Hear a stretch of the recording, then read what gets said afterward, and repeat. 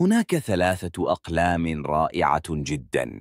القلم الأول هو القلم الزجاجي. هذا القلم مصنوع من الزجاج وهو يبدو رائعا جدا. للكتابة بهذا القلم عليك الحصول على حبر وحامل زجاجي للقلم. يمكنك كتابة أي شيء بوضع الحبر في القلم، وبعد الكتابة عليك وضع هذا القلم على الحامل. رقم 2، قلم سبيكتا. هذا القلم مصنوع من المعدن، والذي تحصل معه على حامل معدني على شكل كرة، والذي يبدو لطيفا للغاية. يمكنك تشغيل هذا القلم على الورق وكذلك على الهاتف.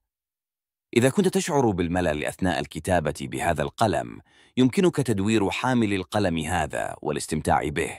يمكنك أيضا فتح زجاجة بهذا القلم. رقم 3، قلم أحمر للشفاه. يبدو هذا القلم فريدا من نوعه، ولكن هذا القلم ليس مخصصا لوضع أحمر الشفاه بل للكتابة.